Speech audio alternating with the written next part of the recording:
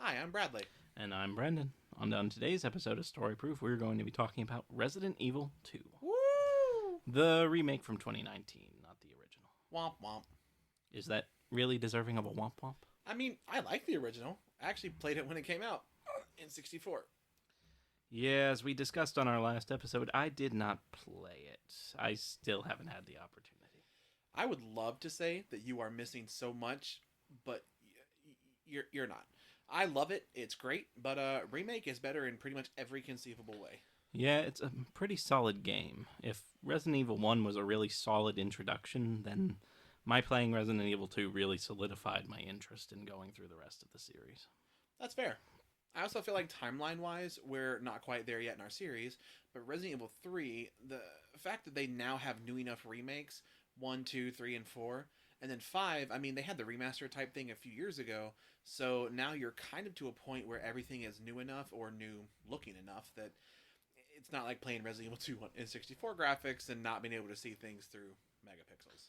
Yeah, that's kind of the interesting point when you go back and play like Code Veronica, because it's never really been remastered, it's just been ported to different consoles. And it looks every bit of 1999 or 2000 when it came out, and it's still fun, but it looks every bit of it. Yeah, and I will say that's one of those things I've talked with a lot of people about this with playing older games is you kind of have a bit of that nostalgia factor in. It's almost like playing with nostalgia goggles on when you look at a game. I have that for Resident Evil 2. One of my best friends loves Knights of the Old Republic. When I go back and play him, I'm like, I want to like this game. Yeah, I've tried to do Knights of the Old Republic before, and I just haven't been able to get into it. Yeah. It's uh, I really want to, but and they keep talking about a remake coming out for that one. I think I might just wait for that at this point. I am at this point. But I do have a little bit of that with, we've talked about it before with Resident Evil 4, but I do have it with Resident Evil 2. This is also the first Resident Evil game I ever played.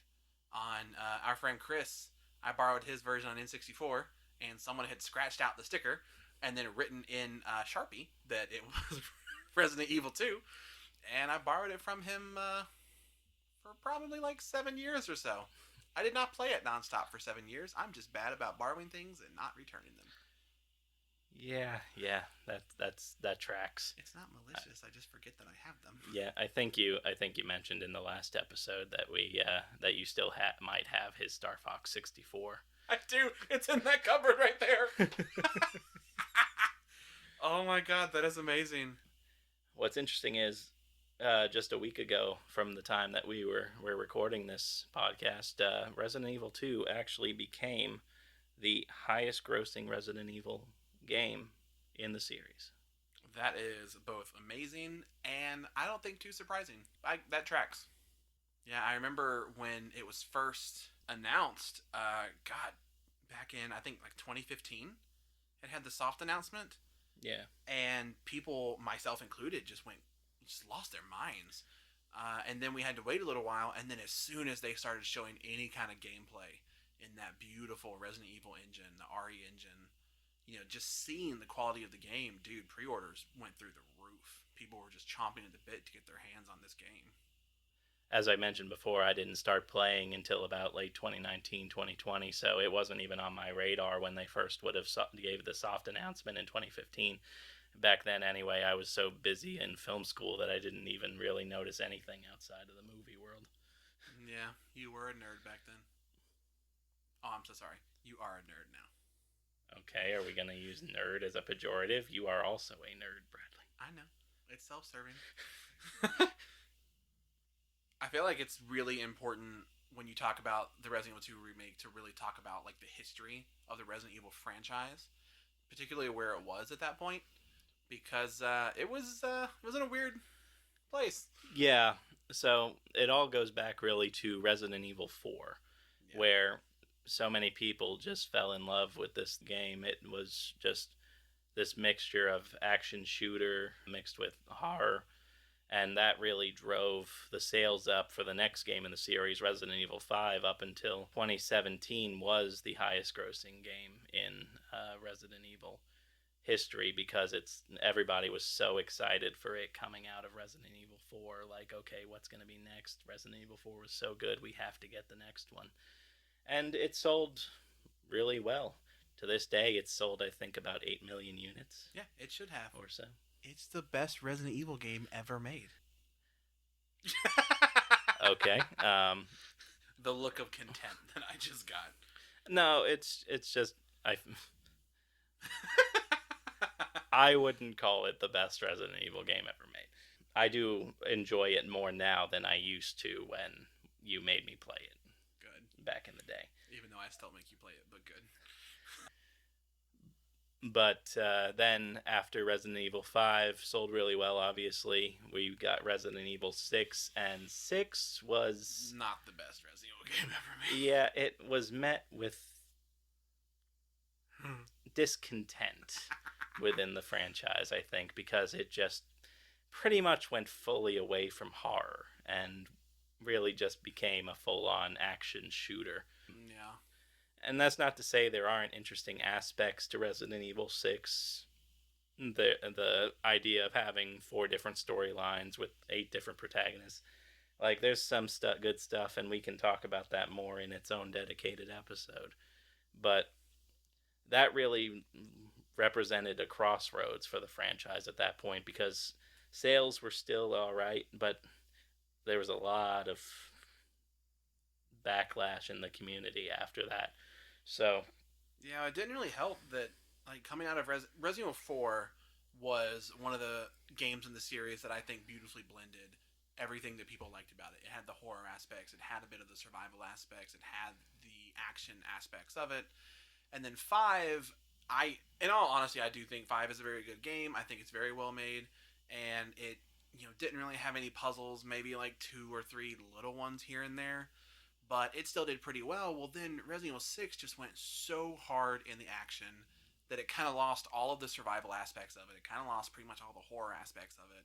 So it really just kind of pigeonholed itself in one type of fan for all the types of fans that used to make up the series. And then that's why after 6, they were just like, well, what are we going to do now? Because we do not have the happiest fan base. When they came in to start deciding where they were going to go with Resident Evil 7, they had to really make a decision. Are we going to continue with this action process, or are we going to go back to our roots with the horror?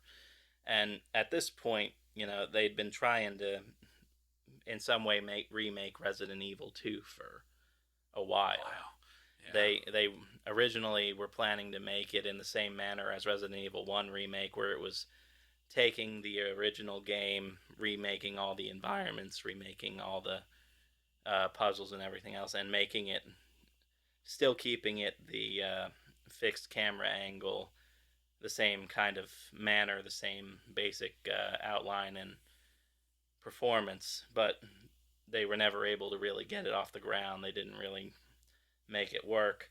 And then as the sales and decline started to come from the latter parts of 4, 5, and 6, they really started to wonder, okay, are we even going to be able to do this at all? How can we do this? They really started to think about it. And so they finally made the decision to go with horror for Resident Evil 7. And it sold like gangbusters. To the point that up until last week, it was the highest grossing Resident Evil game of all time. And rightfully so, it is a great game. And it really did help reinvigorate the franchise. And it does sound like right now we're giving an extra amount of history about the Resident Evil franchise when we're talking about Resident Evil 2, particularly the remake. But really, the reason why what we just said is important is that these sales from Resident Evil 7 is what made the Resident Evil 2 remake and subsequently the Resident Evil 3 remake a genuine reality. Is that now they had this fan base that was just absolutely chomping at the bit for a new game. They really had a good idea of what they wanted to do, and instead of just doing a kind of touch-up version of a remake, they decided to really buckle down and absolutely just from the ground up remake this entire game. Oh yeah, And the only major decision that really came after Resident Evil 7 was they had to decide, are they going to continue the first person trend that they began in 7 and make Resident Evil 2 entirely first person, or were they going to make it a more traditional over the shoulder third person shooter the I'm way that they so did? glad they didn't do first person. Yeah, I Oh, I'm know. so glad. I know you're not the biggest fan of the first person, I but think it can work, but I definitely think if you're doing a remake of a game, yeah, making it first person, because I've seen mods and stuff yeah, since then where people have made it first person, and that one it just doesn't work for me. Resident Evil Village, I love it. I love that it's first person. It feels right to be in first person. yeah. I agree. I think the main reason that they didn't go with first person and they instead went to go with third person is just the way that they worked with the atmosphere Yeah. in the game. I don't. I haven't tried any of the first person mods, but I don't feel like the first person really can capture the confinement and the atmosphere the same way as the third person shooter It does, doesn't. being able to see everything that's going on around you to some extent. Yeah, I've messed around with them a little bit, and I will say the thing that kind of hits are like the hallways, long hallways. You're like, oh, this looks extra creepy now. Yeah, that But makes sense. especially with you doing as much backtracking as you typically do in this game, I mean, it's not really all that scary. You've cleared it. Yeah, Once in a while, something will show back up, but yeah, it's not hard to be on the lookout for it. yeah. I just recently replayed through the Leon and Claire campaigns. I did the Leon one first, and I completely forgot that two lickers showed up when you re-enter the RPD the second time through after the kennels, and that was a fun little surprise coming out of the office area there, and all of a sudden, oh, two liquors, completely forgot. Maybe it's been a little longer than I thought it had been. Dude, as many times as I've played it, I always forget about the liquor that's right outside the locker room. Yeah, I always every time I get there, I'm like, what's that noise? Oh God! No, yeah, found it. yep, yep. Yeah, that one always gets me. So the best place to start is probably going to be with our two main characters, Claire and Leon. Yeah, and their stories are told kind of interwoven like throughout this game. When you play through Claire's story, you kind of run into Leon, and then as you play as Leon, you obviously run into Claire. What is really cool about the way they do these stories is if you play through a full playthrough of one of the campaigns, and then when you restart, you can then do the other person's campaign, and it's kind of cool to see things and be like, oh, I remember that. Oh, that explains how this got there and stuff like that. And I think that's really cool. Especially the fact that your characters straight up talk to each other at the very beginning of their campaigns and at the very end of their campaigns. Yeah, it's a really interesting way to do the story to kind of interweave these two characters together. Just kind of one person influences the other's performance within Yeah, the game. Maybe not so much in this one as what I understand the original was, but still to some extent. yeah. It is also kind of cool when you play through the games where a lot of stuff is going to be familiar but slightly different, even just as simple as weapons and weapon locations and weapon add-ons and things. Because you don't actually have, I think, any of the same weapons as Claire and as Leon. That's always been very interesting to me. The fact that literally no weapon overlaps the two, unless you get into maybe like an infinite launcher or something like that. So DLC type stuff. But the base guns are different for each, but a lot of them are in the same locations. So I thought it was kind of cool. Yeah. Feels familiar but new. Yeah. So in the beginning, we start off.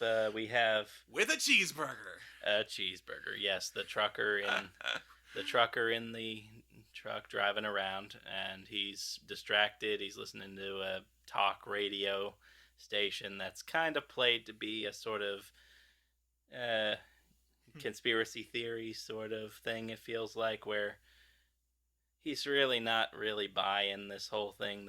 The story this guy on the radio is selling, but he's like, yeah, that sounds like my ex-wife. Great. Let's also take a minute to circle back to this cheeseburger. So, this is the most well rendered like image of a piece of food I have ever seen in my life. And the way they open on it, everyone is playing this game knowing full good and well they're going into a zombie game. The way that it's zoomed in when you first see it, you're like, oh my God, is that a body? No, it's a burger. It's a very juicy, drippy burger. and I love it. I don't know if I had that experience when I first played it. I still pretty well clued into it as a burger, Yeah. but it is an interesting way to open. Just knowing, zombies, flesh eating. It kind of it works on a macro level in that way. That is fair. But yeah, we follow the truck driver for a little bit, and then we get introduced to our main characters pretty early on. So it is Leon and Claire.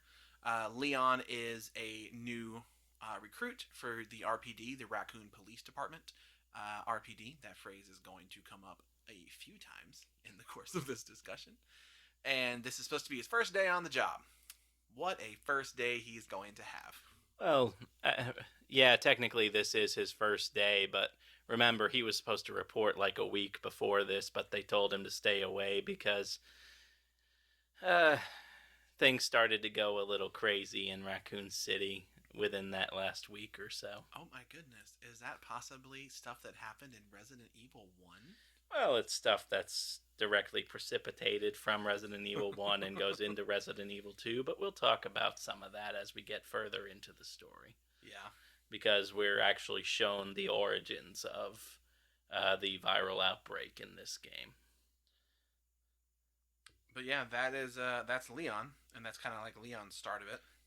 And then Claire enters in much the same way. She's a 19-year-old college student who is the sister of Game 1 protagonist and really Resident Evil protagonist all around, Chris Redfield. She hasn't heard from her brother in a couple of months since the Spencer Mansion incident because Chris has disappeared. She hasn't heard from him. She doesn't know what's going on. So she has decided to travel into Raccoon City and investigate for herself and try to find where Chris has gone to or what has happened to him. Because it's not like him to not contact her regularly. Spoiler alert, she's going to find much more than just her brother. Yeah. So either way, whether it's Leon or Claire, they end up at this gas station. Yep. Just outside of Raccoon City. Mm-hmm. And they notice, there's really not much going on out here. It's just kind of dead. For lack of a better term. Had to do it. But they hear something rattle inside of the gas station, and they decide to go in and investigate and see what's going on. Yep. And they find a police officer sitting by the door going into the back room with a little piece of him gone. Little chunk taken out. Such a nice way to say it. And he directs your character, either Claire or Leon, into the back room where you hear struggling. Yeah, and again, spoiler alert, it is not going to go well for the guy in the back. Because when you get there, he is also being chompity chomped on. Well, I mean, at first he thinks he has control of the situation. And spoiler alert, yet again, he does not. Are we going to keep saying spoiler No, alert? I swear to God, that's the last one. Thank God. As I was saying that, I'm like, okay, I've overused this. There is a zombified person who decides to take a chunk out of the sheriff that is trying to arrest him. And this is Claire and Leon's first encounter with a zombie. It is interesting that you said zombified person and not zombie. I find that kind of funny. Sorry. So yeah, that is your first encounter with the zombie. As Claire or Leon, you shoot the zombie, as you tend to do.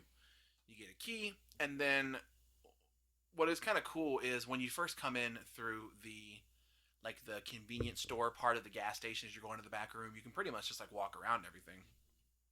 When you come out, they actually do a really good job of setting up where you have to leave through very specific ways. Mm-hmm. So they kind of set up a number of pretty good jump scares early on. I will say, if you haven't played this game yet, especially this first section, I would highly advise playing with headphones on if you can. Because some of the sound design on some of the jump scare stuff in particular is fantastic. Yeah, I must say, just even not just this part, but the entire game overall, play this with headphones. It Nope, is an nope, entirely different nope, experience. nope. When you get in the sewers, take them off. Those sounds are gross. They're gonna haunt your nightmares. I can speak from personal experience. All you're gonna hear is slimy grossness all the time. Don't do that, or do it. It's fine. It really gives you a much different experience to have the headphones on, and it really ups the tension, in my opinion. That is fair. But yeah, as you leave, you're more or less forced into almost like a little gauntlet maze type thing, where as you are fleeing, they are zombies are kind of busting out of different locations, and at this point, you don't have the means to fight them. You have a gun with just a few bullets, depending upon how good your aim was against the first zombie. But your goal is to just get out, and then as you get out, the other person of the story. So if you're Leon, Claire will be outside. If you're Claire, Leon will be outside. They meet up with you and they're like, quick, let's go. And then that's kind of how they meet together for the first time. And then they set off into really the full story together at that point. Yep, they hop into a police cruiser and they race off into Raccoon City, and they find just Absolute chaos, carnage. absolute chaos and carnage. It's not pretty. There's just cars abandoned all in the streets. There's zombies walking around everywhere. There's fire and everything else. It's just kind of crazy. I do think it's really cool here where there are a few things in zombie media in particular that you don't get to see all that often. It'll be Ground Zero is one thing that I always like to see in zombie media is you get to see when it's starting. You get to see all of the horror stories because usually it's like look at The Walking Dead is a good example where you're following the main character and he wakes up from a coma a pretty good ways into quote unquote the apocalypse. So you miss that first part of it, but then what that gives you a bit of chance to do story wise is have flashbacks and you can kind of maybe change the narrative a little bit as you go if you need to. But they tell horror stories about like the bombings and plenty of zombie things do this. One thing with Resident Evil 2 is if you were to pick up a future Resident Evil game, I mean, the horrors of Raccoon City, I think Raccoon City is probably the most well-known, like historical thing in all of Resident Evil. I mean, a few things come before it, but I feel like everything that comes after it can be linked back to Raccoon City.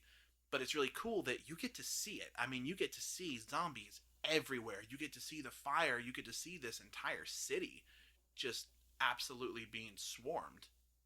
Yeah, so in terms of that destruction, Claire and Leon kind of roll up and they witness all of it and they're kind of commenting on it, figuring out what's going on. And then some zombies kind of jump their vehicle trying to get to them as zombies do. And they can't get out of their car, they can't do anything else because it's just being swarmed. And then all of a sudden, that Cheeseburger. that We're gonna call the him Cheeseburger, the driver in the tanker, known as Cheeseburger. who has been bitten by the woman that he hit early on. She likes the taste of cheeseburger. Please stop with the cheeseburger. He hit a zombified woman later on, earlier on in the opening cutscene, and she, it turns out, has bitten him because he didn't realize she wasn't, dead. Womp womp. And so he's just racing into town in his truck, and he ends up running slap into Claire and Leon's vehicle, sends it flying, and it kind of catches fire a little bit. A little bit. So they get separated out of their individual sides of the car. And it's at this point that you take over as one or the other, depending on who you chose, and you run through the zombified, flaming streets of Raccoon City. Yeah, and this, just like what I mentioned in the convenience store, the gas station part, you are not meant to fight here. You are meant to run. You pretty much have the same type of inventory that you had before. I mean, you're not going to fight your way through these. So yeah, your goal is to just GTFO, and you try to get to the police department, And then as you get there, you're able to bolt the front gate shut. So that kind of, stops that tidal wave of zombies coming in. And now you're in the police department. And the RPD in this game looks amazing. Dude, it's so good. It is just absolutely stunning. I still think it is so dumb the way that this place is set up in, oh man, we forgot something in the storeroom. Well, better get out the 3 medallions to open the door. Well, to be fair, we find out that this was a converted museum. I know. But, I mean, it's also a Resident Evil game that clearly has, the umbrella connections and ties, so why wouldn't it have secret passageways? Yeah, it is still funny to think of, though. Guys, I got locked out. Yeah. Bring the medallions. So when you first get into the RPD, you run around, you kind of have no idea what to do, and then you find this shutter that says, "Do not enter. Do not open." And what's the first instinct you have? Press A and open it. And so it barely opens. It only comes up enough that a person can squeeze under it, and it leads into a dark, flooded hallway. I will say that when I played this the first time, the jump scare stuff didn't get me as much. But what I really like is when you pull the shutter up and you only get it open enough, and you're like, "Oh my god, I have to go through this." This is like obviously it's a trap moment, but there's nowhere else to go. You have to go under it. And I'm like, "No, no, no," and then nothing happens. I'm like, "Okay, Resident Evil, I see you." I like that. I like them. Yeah, they're subverting expectations like that. Yeah, they're thinking ahead of what are you expecting, what are you experiencing. Yeah, and then jerks. Yeah, we're not gonna give you that quite yet. Yeah, I dig it. So your character will wander through the hallways. They'll investigate. They got to pick up a fallen bookcase, and then all of a sudden you start to hear some rattling, some clunking, and some shouting.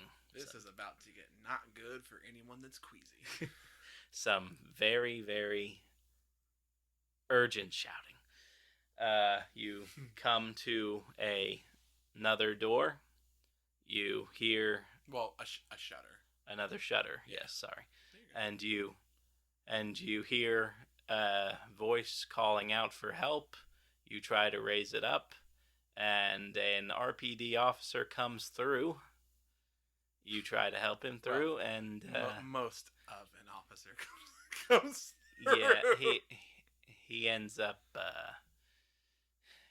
not in good shape. Is that bifurcated? Yes, the term would be bifurcated. I don't remember if that's if you get cut in half or just. Anyway, he gets ripped in half. It is fantastic. It's fantastic gore. It's very gnarly.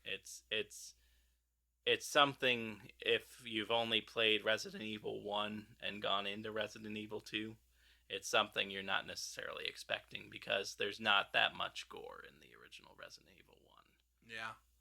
Honestly, I think when I think of like the goriest moments of the entire Resident Evil series, like two big ones that come to my mind are towards the very beginning of Resident Evil 2, the remake. Is this, and then the zombie with the split face later on. So yeah, as poor half an officer is laying there because he's dead, he drops a little notebook. Let's. His name is Elliot. Let's at least give him his due. Which half of him do you want to refer to as Elliot? Because if you're gonna call one half of it just Elliot, I feel like the other half needs another name. Well, his name is Elliot Edwards, so we'll go with Elliot and Edwards. We'll call just his legs Edwards. Oh, that's just wrong. See, I will say one thing that it's a fantastic kill. It's a fantastic moment. That sounds really dark to say it's a fantastic kill. But anyway, we're gorehounds here. It's fine. It's always blown my mind to think about a human getting ripped in half. And the fact that in this case, half of him was being pulled by Leon. How strong was Leon that he was able to hold this dude while other forces ripped him in half? That's always, like, when that happens in movies, I'm always just like, how would it not just pull them out of their hands?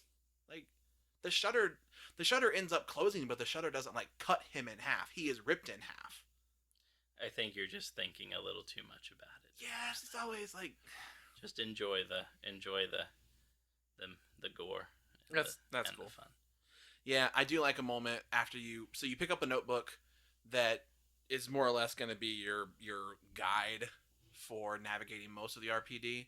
But then what's cool is there is a door to the little office that you're in that you walked in through the first time, and there are some windows outside.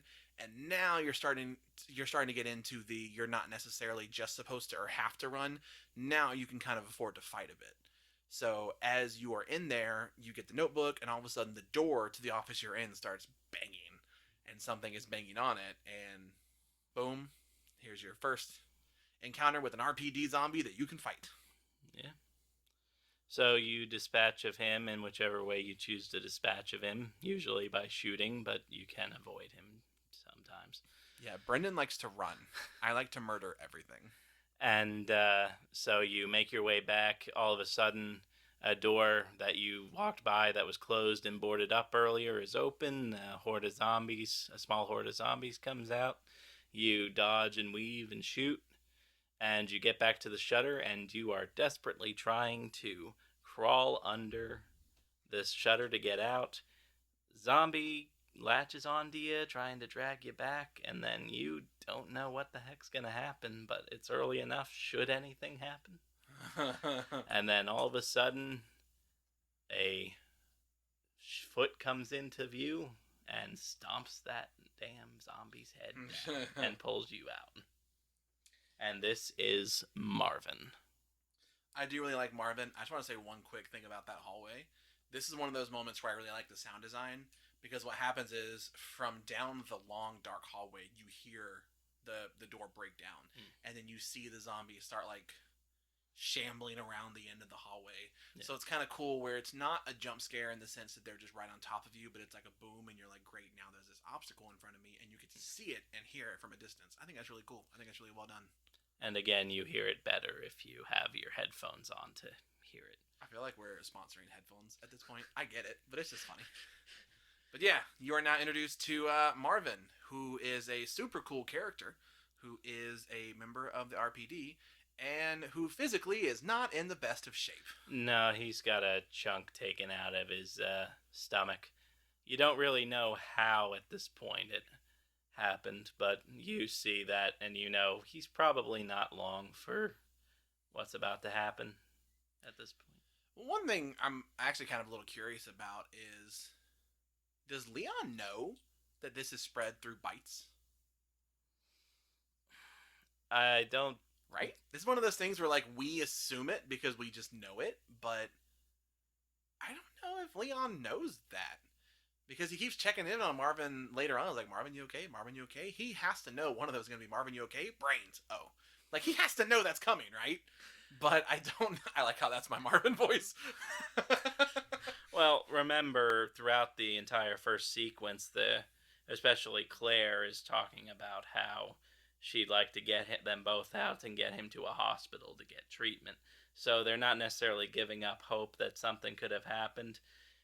I don't think, obviously, they're completely new to this situation. They're having to adjust on the fly to, oh, zombies are a thing. Yeah. So they're not really necessarily thinking, oh, okay, how is this spreading? Yeah. Now? I was going to say, I've always thought of this as, particularly Marvin, with like Leon isn't, because sometimes in monster movies, in zombie movies, you do have that moment where someone gets bitten, and then it's like questions like, oh my god, what do we do? Do we keep them with us? Do we put them out of their misery now? There's not really that kind of conversation here. It's just like oh my god, you're injured, here, you stay here and I'll go do everything. Yeah. So I'm kind of curious, I guess canon wise, at what point Leon knows that bites spread it. I want to take a moment to complain about that. This is one thing that always bothers me in zombie games, is that if there's not a story reason for why your character is somehow immune, Leon and Claire, if you are bad at the game, you get bitten so many times in these, and you're, I don't want to say fine. I mean, you mace yourself with some green pepper spray and you're fine. But some games talk about it, like Dying Light. You get infected in the opening scene, and you're infected. So you getting bit, I mean, that's just more infection. Yay. Dead Island, you are immune to the zombie virus. so it makes sense. But then this is one of those games where it bothers me. You get bitten so many times, or can get bitten, I guess. Well, I think the big thing with this series, especially, is I mean, you could make the same argument for any of the games. Really, it comes down to I think canonically, as far as the story goes, your character technically doesn't get bitten. Yeah. It's just you're getting, and that's the way that they inflict damage upon the character to give you stakes as the player. Yeah. But story wise, Claire, Leon, Jill, and Chris from the first game don't canonically get bitten. I know. That's an annoying answer, but it is the best answer I've got. Because one that comes to mind for me also is Dead Rising. the end of the end of the main story, if you do like the I think ending A, he gets bit and you're like, oh my god. I'm like, do you have any idea how many zombies have bitten me at this point? But yeah, I guess that is fair that story wise, I mean if you played perfectly, which I definitely have not done that. But yeah, so you are now in with Marvin. He tells you a little bit about what's going on. You've got your notebook, your handy dandy notebook, and you're going through it now. So the interesting thing between Leon and Claire, Marvin treats each character very differently, depending on which one you choose.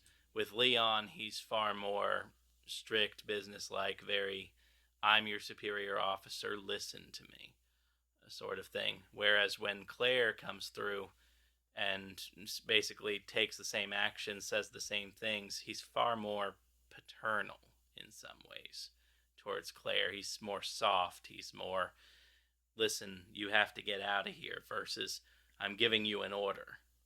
Yeah. Shoot to kill. Yeah. Basically.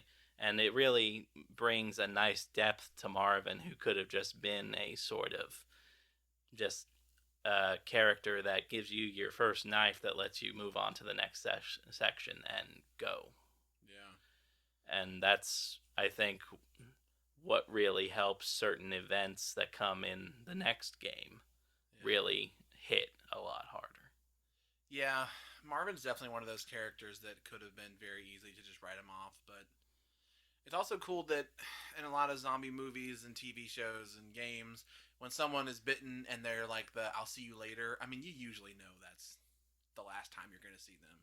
But no, sure shit, Marvin, you see him for a while. Hate to bring up the spoiler alert thing again, but Marvin is not going to be Marvin forever. I always feel bad when he wakes up as a zombie. Sometimes I don't even kill him. Just let him wander around. Like, he'll get nuked eventually. Yeah. Yeah. Yeah. So moving on, Marvin tells you, hey, Elliot, who gave you the notebook, had marked these 3 medallions that are supposed to get you out of the RPD through this secret passageway that you're camped out next to under the big statue right in the lobby area of RPD. And that sends you on your way to sort of start making your way through the RPD. And, you along the way find out about, through the files and everything, just these sort of logs of, okay, this has been happening, we've been bringing these people in. Oh, some of them have been acting more irrationally, more irate, and everything else in between, and you just sort of get a background of what has been going on in RPD in the last week or so since these events really started to take shape. Yeah, you do also start getting some of the like the survival-esque parts of this, where you start getting herbs and you start collecting different pouches that let you carry more things. You can start really start invest in bullets. You start getting some puzzle items in the form of keys that have each suite of playing cards. So there's like a heart key and a spade key and a diamond key. I like how I named 3 of them and then didn't name the 4th one, but that's fine. So you're starting to kind of build a lot of what you're going to use for the next quite some time, because you sort of, where you are in the RPD, you're going to circle this area a lot. You go through it in the beginning, you get a few keys, you get a few puzzle items, You do get the medallions, and then once you get the medallions, something happens to the police station. So along the way, as Leon and Claire, you come across the helicopter. The helicopter crashes, and The helicopter, not a helicopter. The helicopter. you when you first enter the RPD after finding Marvin, and you go down the hallway, you can encounter a radio signal from this helicopter, so you know it's circling around the area. But it ends up crashing. Not really sure why. I don't think they ever explicitly say what happened. Maybe it was just a malfunction or something like Probably that. zombies. It could be the zombies. That's usually the answer in Resident Cheeseburger's Evil brother games. was probably piloting. We'll call him Hot Dog. Zombies is probably a pretty good bet, but either way, this RPD helicopter pilot crashes into the RPD, and this is where you end up finding either Claire or Leon again. Yay! Because they are standing at a locked up gate trying to figure out where to go from here. So yeah, at this point you do have a few key items in your inventory, and one thing to mention about the key items in this game that they did that I think is actually really cool and really smart is that in your inventory, which is fairly limited in this game, whenever you have a key item, so like one of the keys that we mentioned earlier, or the bolt cutters, or something like that, once you're done with it, it will put a little red check mark on it, and it will let you drop it. So it will straight up tell you, hey, you don't need this anymore, which is really convenient. You know, especially with the keys where you're picking those up at different times throughout the game and you're backtracking a lot and you're like, I wonder where this key is supposed to go. It will literally tell you if you've unlocked everything. But once you get through the bathroom that has a nice little callback to Resident Evil 3, which hasn't happened yet, but we'll get there. You fight something called a licker. A licker is beautifully named because it has a long tongue. Don't really have anything more creative about the name on that. No, it's basically just, from my understanding, a further mutated zombie. Like at this point, the zombies have gotten just so out of hand. Yeah, it is. If you haven't seen anything from Resident Evil before, or if you haven't played any of the game, I shouldn't say seen anything. If you haven't played a Resident Evil game before, there is actually still a decent chance that you would recognize a licker. I think they are probably past just basic zombies, probably the most recognizable thing to the average person from Resident Evil. They walk around on all fours, they have a very long tongue, they have very long claws, which are annoying, and their head section is a big exposed brain. And yeah, it's a pretty unique design, and they suck. They can be very difficult to fight. Yeah, their big thing is they do not have eyesight. They're blind, so they operate entirely on hearing. So unless you walk very carefully around them, you're pretty much going to have to not have a good time. I kid you not, I didn't know that. I thought you just had to fight them, so I always just shoot them. Well, again, you just shoot everything, Bradley. Yes, that's what guns are for. You are not a stealth person by any sense. If you guys have ever seen that meme where it's like, stealth optional, me in this game, and it shows in Terminator 3 when he's holding the minigun, that's me, 100%. But after you deal with the licker, you get into the STARS office. And I know there are a few kind of cool callbacks and Easter eggs in this that Brendan really likes. Yeah.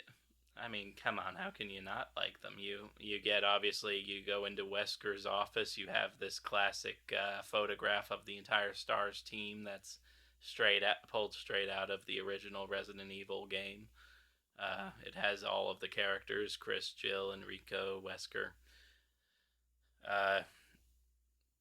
If you go directly into the desks nearby, you can see a guitar and a Made in Heaven jacket that belonged to Chris sitting beside his desk, and right beside that one you have Jill's, and she has her beret, her classic beret, sitting on there, along with a nice little picture of a golden retriever, which is nice. Yeah. So there are a few different items you can find here, a few key items.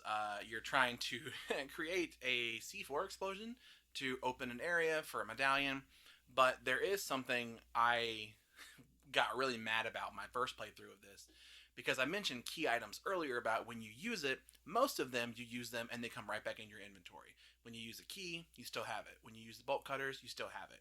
Well, there is a police badge that you find that when you examine it, it pushes out into a USB stick. And then you put that in the computer, you can use it to unlock the like where they've got the special weapons located. And this is one of those moments where it's a different weapon for each character. But then, if you go back, oh, this still makes me so mad to think about it. If you go back to the computer, you can actually pick the badge back up, and you can use it later on to open a crate that gives you a weapon attachment.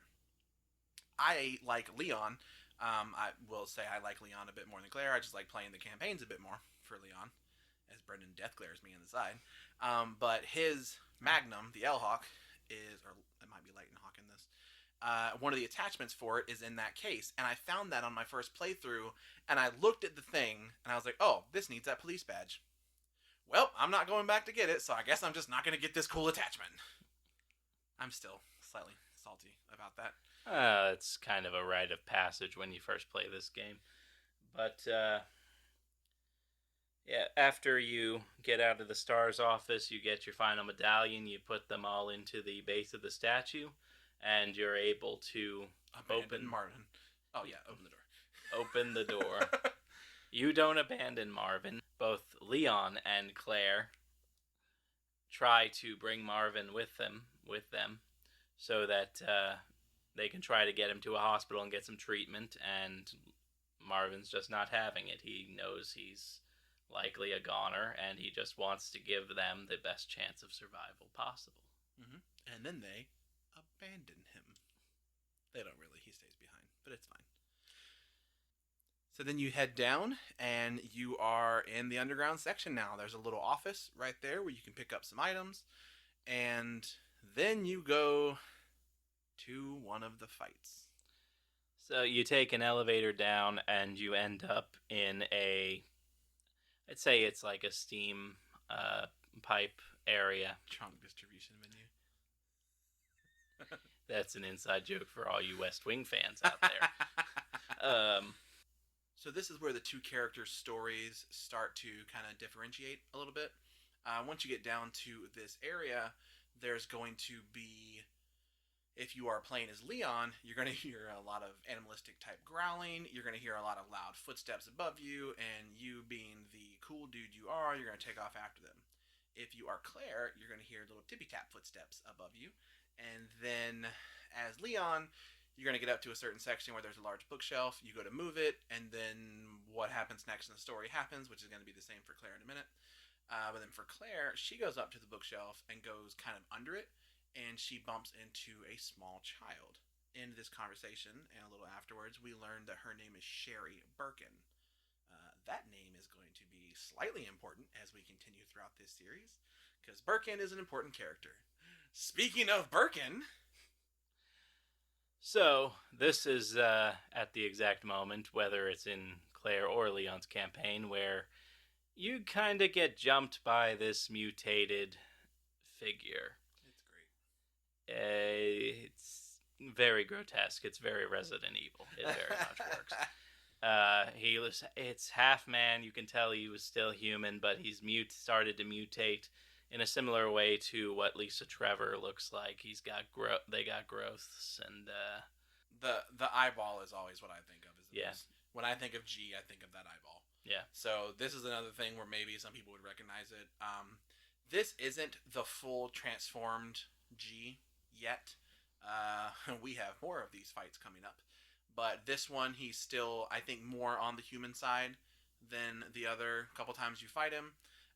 But he has an eyeball that is not like a human-sized eyeball. This thing is gigantic on his right shoulder, and that's his weak spot. And yeah, he does hit you with a lead pipe, or tries to hit you with a lead pipe.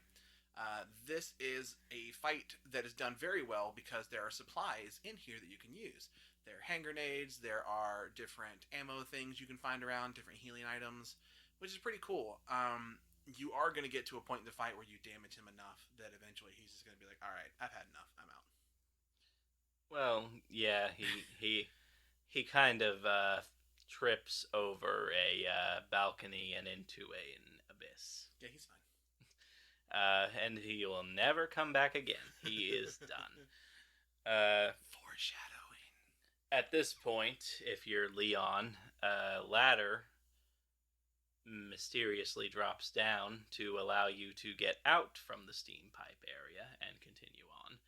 Whereas if you play as Claire, you have another small conversation with Sherry, and Sherry basically says, if I help you, can you help me find my mom?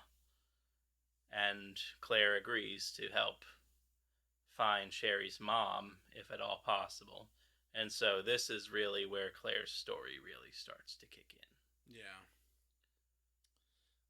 There is something I want to talk about with the Leon story for a minute, because this is one of those things that in the original game, oh man, you ever have one of those moments in a game where it scares you so bad it just sticks with you forever?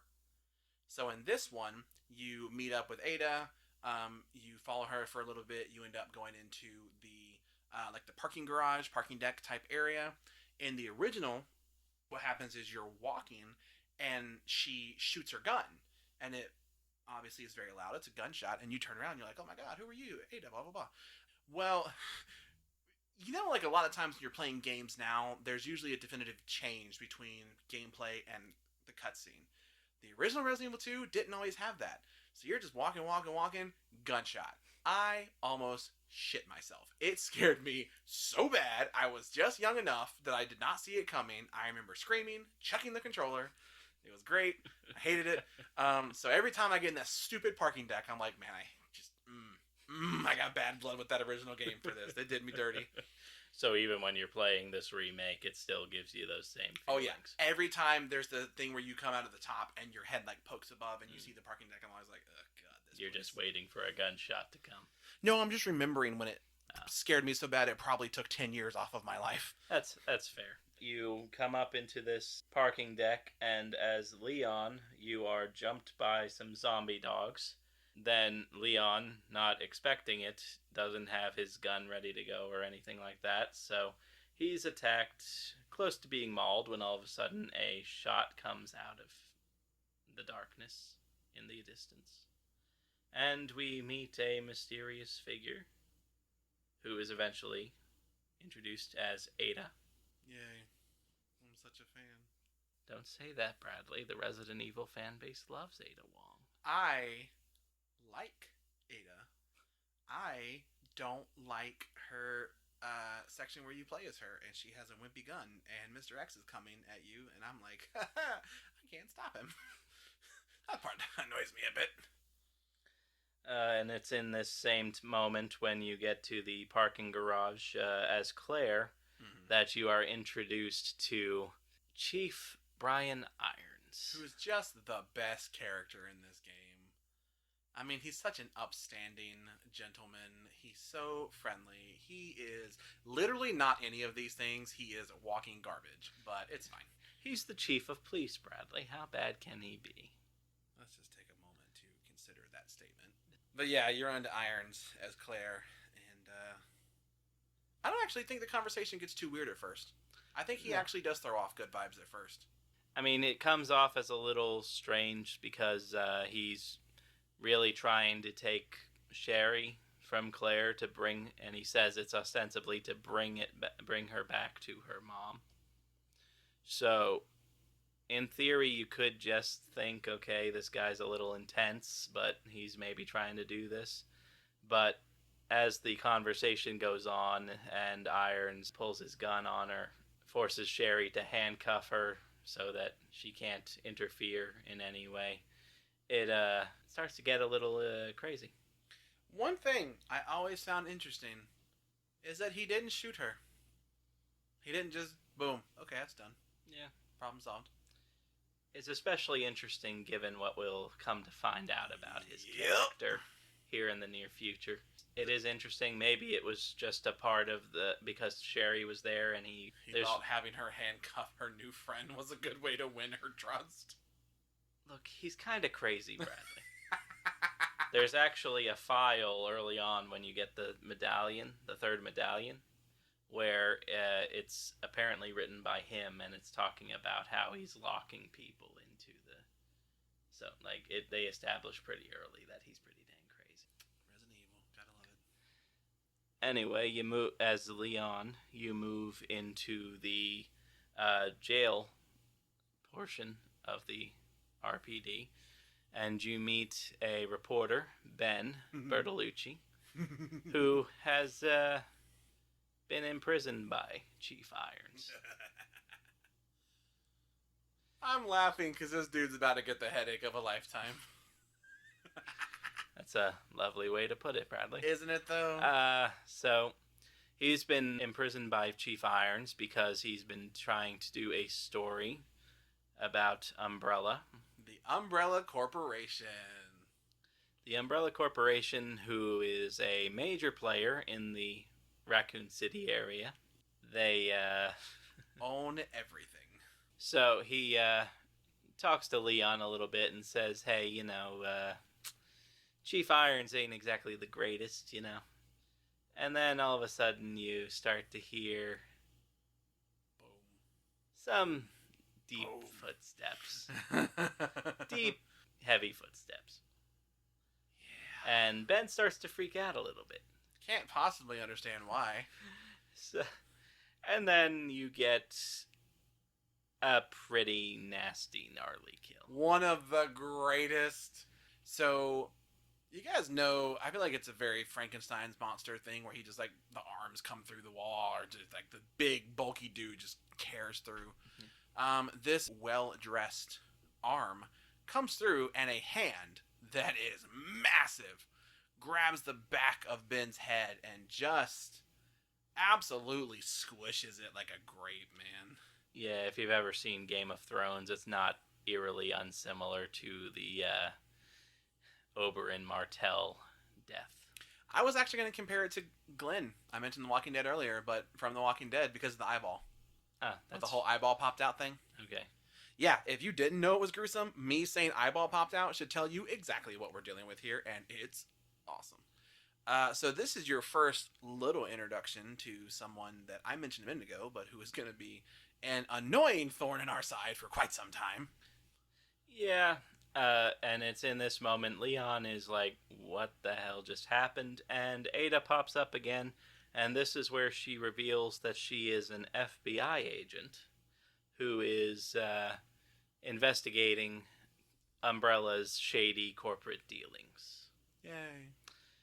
And so they agree to hesitantly team up to accomplish the goal of taking Umbrella to task. Yeah, and one thing about where Ben is even though Ben is very clearly no longer amongst the living, he has a tape recorder in his cell that should have his information on it. So then you have to go through and, in typical Resident Evil puzzle fashion, the gate can't just open. That'd be too easy. So you have to travel back to the RPD to get these little electrical circuits to plug them into a box to then open the door. Yeah, and you're doing this as Claire as well, because after the encounter with Irons, Irons takes Sherry away, and Claire is going to try to get out of the RPD to try to follow and get Sherry back, because, she cares about this girl, and she promised to help get her back to her mother, so she wants to fulfill that promise. Yeah, so now we've got both of our main characters working their way back into the RPD, and this is where you get the full-blown entrance of Mr. Big Man himself. The character affectionately known as Mr. X. He is awesome, and I hate him. He is a tyrant, class BOW. He is just this big hulking behemoth of a man, creature, thing, wearing a trench coat and fedora hat. So at least he's very stylish as he's coming after you. I said earlier, it's a very well-dressed arm. He looks snazzy. He doesn't speak. He's basically just a tank coming after your character, because his one directive is to kill anyone who's witness to the events of the RPD. Yeah, and he's an interesting game mechanic because you can't kill him yet. You can shoot him in the face, and you can make him go down to one knee for a little bit, but then he just kind of walks it off. Like he just gets up. He's like, "All right, I'm good." You're like, "Okay, that's not normal." Yeah, this guy takes a punch, takes a hit. Basically, nothing phases him for most of these encounters in the RPD. And what he does is he just sort of stalks the halls of the RPD, and you have to try to avoid him. If you run, if you slam doors, that draws him to you, lets him know your location. This is one of those moments where I say you have to wear headphones for this game, because if you're wearing the headphones, you can tell exactly where he's walking at Yeah, any given you can time. hear it, which sucks. I love whoever did the sound design for this game because you know they were just laughing maniacally the entire Oh, time. it's phenomenal. It's one of my favorite. It's one of my favorite things in a video game ever is playing, especially this Mr. X section of the RPD with headphones in, because Dude, it just ups the tension so it's just much. so well done as well. Just the way that he ties in with it's almost like having just this unstoppable it really is having this unstoppable force behind you that is just constantly motivating you to, for the love of God, I need to get what I need and get out of here. Yeah. And again, you're trying not to run as much as possible because that draws him to you. You're trying not to just hurry through doors because that draws him to you. You basically just can't do anything but walk, and so you're walking around these hallways. You hear these stompings. They could be coming towards you, they could be above you, they could be below you. You can hear everything with the headphones, and Mm-hmm. you're trying not to make a mistake and trying to figure out the best and quickest route through everything. One thing I actually didn't think about mentioning until now is they have an interesting mechanic in this game where you have like a reactionary item. So you've got a knife, a flash grenade, and a hand grenade that you can use as, you just wielding a knife in your hand, you throw in a hand grenade, throw in a or not smoke grenade, a flash grenade. But there are certain enemies in the game. I think pretty much anything can grab you in some way. But Mr. X in particular will grab you with them big meaty hands. And if you have one of these reactionary items, you can actually use it to escape. So there are some creatures later on when we get to Nest that if you don't have one and they grab you, you're dead. They will literally eat your head. So I forgot about mentioning that game mechanic earlier. I think that's really cool. It has a nice thing about you want to make sure to have some defensive items as well, but you can also use them offensively. So then it becomes a question of, do I save the hand grenade for later, or do I clear this entire room of zombies on my way, through here? So I think that's kind of cool. Mr. X is always where I'm like, oh yeah, that's right. I have all these things. Boom. Oh, okay. 5 minutes later, I'm out of all of these things. Well, that's terrifying. But as you are working your way back through the RPD, you come across ye old friend Marvin, who is no longer with us. Yeah, he's zombified. Yeah, he gone. I think we kind of mentioned that earlier, but Yeah. yeah, unfortunately, Marvin's gone, and you can choose, do you leave him alive? Do you shoot him? Do you do a really messed up thing I've done a few times where you blow his legs off and then just let him kind of crawl around for a bit? I'm pretty sure everybody's done that at least once I when they just I played don't have through. the heart to kill him, but I don't want him to be a threat. But yeah, you're booking back through the RPD. Some of those keys that I mentioned earlier are still playing an important role with getting through doors, getting access to weapon upgrades and different ammo packs and things like that. There is a clock tower sequence where you are having to do a little bit of gear swapping to get one of the electrical pieces. So you are still ultimately that is the goal, is getting those electrical pieces, and then you are also trying to get your hands on a key card. Yeah, because the key card is what will allow you to open the shutter to get out of the parking garage there, and you end up in two different areas with that key card. If you are Leon, you have it there outside of the cell where you met Ben in the jails. And if you're Claire, you go up into Chief Irons' office Mm-hmm. through an elevator once you acquire the key necessary to get to the controls. And there you find out that this guy's big into taxidermy. He has a lot of creatures that he's got stuffed all over the place. He also has an abnormally large office. It's like a two-tiered office for a police chief. I mean, Yeah. it's a big city, but still. He's got tigers. He's got. Lions and tigers and tyrants. He's even got a nice little journal where he talks about all the different creatures, the tigers, the birds, the pigs. That one will come back in a minute. Yep. Anyway, you get all the components. You go back to either the jail or uh, Irons' office. You get the key card, and here's where things diverge a little bit again. So yeah, at this point with Leon, I mentioned a little bit earlier about having the key card. So you use the key card, you open the, you now have the recording, you give it to Ada. So you and Ada are now working your way out through the streets together. You come upon a gun store, and when you go in, you meet Mr. Kendo. In what is probably the saddest scene in this game, possibly all Resident Evil. Honestly. Yeah, this is definitely one of those moments where, to be honest, other than Marvin, you've kind of just been booking in a bit of an action sense. Like, yeah, it sucks to see people as zombies, but you didn't know them before. Marvin is one where you're like, oh man, this is sad because this was a good character, this was a good person, and now they're just in my game shambling around with no legs. Yeah. But then, yeah, Kendo's story with his daughter being infected and him more or less having to mercy kill his daughter. It's sad. You get a gun attachment for your shotgun in there. You and Ada just keep on going. You are going to get into the sewers, and this is where Ada's more or less telling you, like, yeah, all this stuff is where we're going. The big facility is in the sewers, and Leon is just like, there's no way, there's no possible way, and Ada's just like, oh, you poor child. There's absolutely no way that the city wouldn't know that Umbrella has this massive facility down underneath the giant sinkhole that's in the ground underneath the city in the sewers. What could possibly have allowed the city to miss all this? It couldn't possibly be that Umbrella owns the city. Yeah.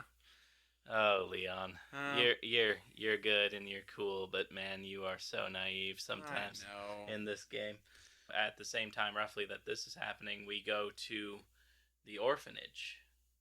Oh God. And we find Sherry, my least favorite part of this game, locked into the orphanage by Chief Irons.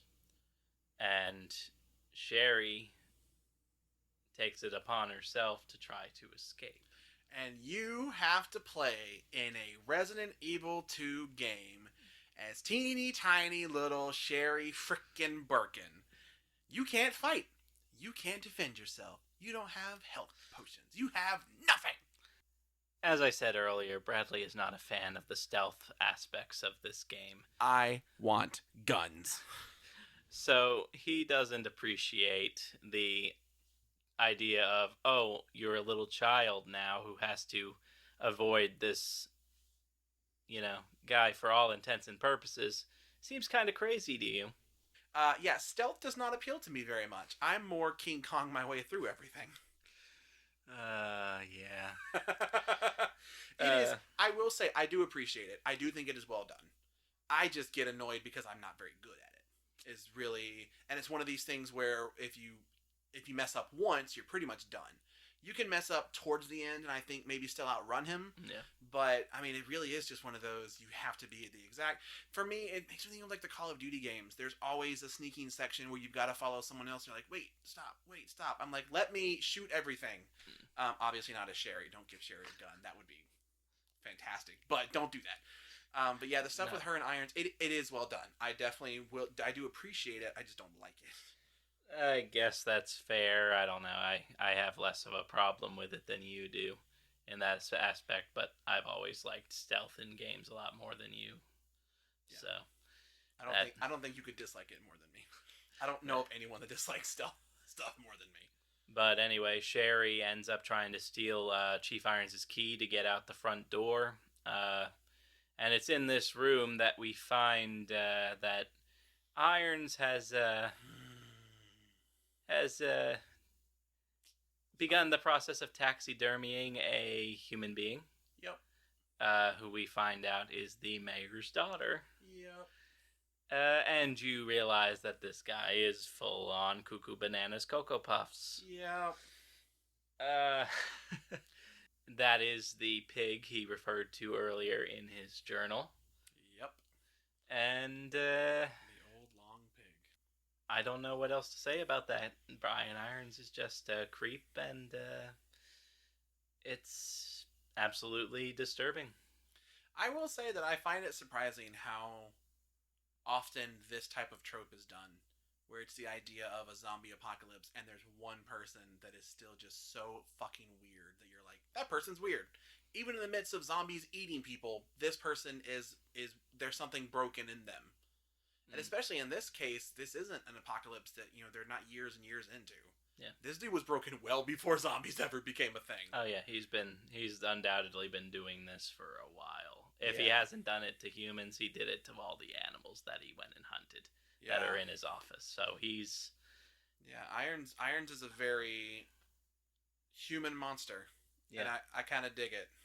Yeah, it's always interesting to see the human monsters come out in various forms of media and in very especially horror media Yeah. that deals with creatures like zombies, and then you get you in like Frankenstein, Hunchback of Notre Dame, you get the question, who is the monster? Is it the one who looks monstrous, or is it the man who has subjugated him or created him or something like that? The duality of man is a fascinating concept to explore in horror. So anyway, Sherry comes into the room. She tries to get at Irons' key, which is hanging on the wall, and Iron pops out and finds her, grabs the key, and starts chasing her back through the orphanage. All this while having been splashed in the face with acid by Sherry during their initial encounter. So he's in a little bit of pain. Poor him. It's so devastating. I will also say this is the creepiest orphanage that I've seen outside of like one of the Fear games. Yeah, there's a lot of weird like dolls and stuff that just sort of sit inside this thing, and it makes sense because of what you find out about how this is kind of where the early experiments for the Birkins and Umbrella were kind of pulling from this orphanage. Yeah. I will say one mechanic thing they do that's pretty good with the stealth thing that I don't like very much is when you're hiding from Irons as Sherry, his vision is he's got a flashlight. So it's kind of cool that you get a very clear visual indication of where he's looking. Yeah. He is very patterned, so he's Yeah. gonna walk into the room and look in the exact same places in the exact same order and be like, I'm sure I'll find her this time. Yeah. So that is a nice visual thing that you don't have to be like, I wonder if he's looking here. No, it's very clear where he is looking. Yeah. You have to just hide away from Irons around corners and bookshelves and everything else that has Sherry. And eventually he'll clear a path for you to find your way under a table. He'll stumble around for a little bit until the pain from the acid becomes too much and he goes into a attached bathroom to try to wash off his face. He'll leave the key in the door, and that's when Sherry will make her break for it. I personally think it's weird that he walked around with a burning face for so long. I think I would have prioritized that myself, but that's just me. Well, remember that Sherry is key to his whole plan because he needs Claire to bring the locket that she dropped when they encountered each other back, because the locket is very significant. Yeah, I remember that. What you should remember is his face is melting. His face is every other thing in my life would be priority number 2 and lower at that point. My face is melting. I mean, that's fair, but I mean, it's fair. It's just fair. So anyway, Sherry gets the key.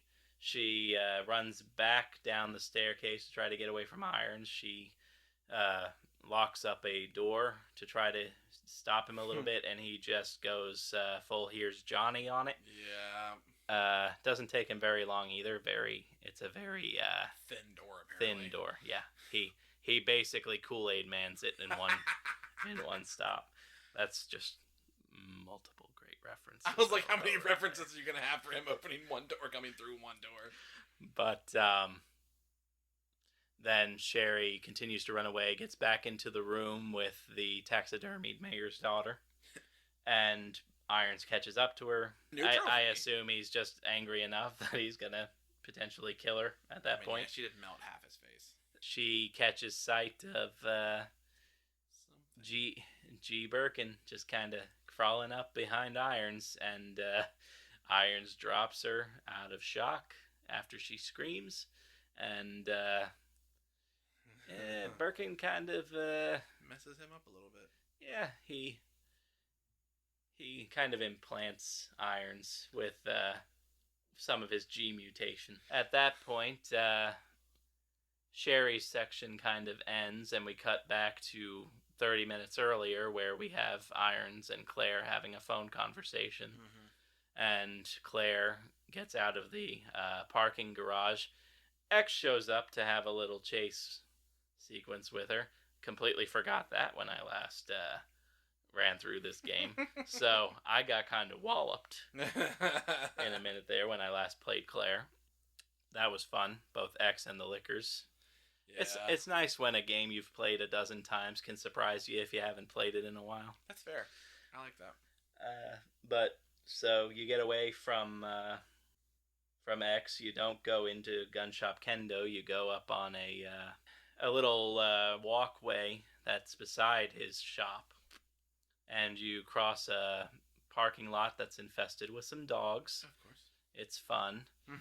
And you make your way through the streets of Raccoon City one last time for getting to the orphanage. So Claire gets to the orphanage. She searches around a little bit, and it's at this point that Irons encounters her and says that this is all her fault, that she got here too late. Womp womp. Yeah, none of this is possibly your fault, my guy. You and your half a face. Anyway, he gets a nice little alien chestburster moment that is his final demise. Oh, so sad. Couldn't have happened to a nicer guy. And Claire continues on. She runs through the room, goes down the staircase, finds Sherry sort of locked behind a gate, but not, because it's missing a whole side, so... And anyway, Mr. X pops up again, chases them into an elevator, and they start to hit the button to go down and close the doors.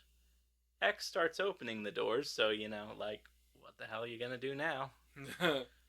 Luckily, old G. Birkin shows up and pretty much almost rips him in half. Dude, he just eviscerates this dude. And this Mr. X is just done. Yeah, it's one and done. He's out. He's literally hanging on by a thread. There's almost nothing left. I've seen a lot of discussions and videos and things online of people talking about, like, I wonder who's stronger, Mr. X or G, and I'm like, I feel like we had a pretty clear answer to that question. If it wasn't clear from the original game, I think the creators basically made that one clear. Yeah. With this moment. He did stab him in the back, but still, G at this point also has a couple of mutations to go. Yeah.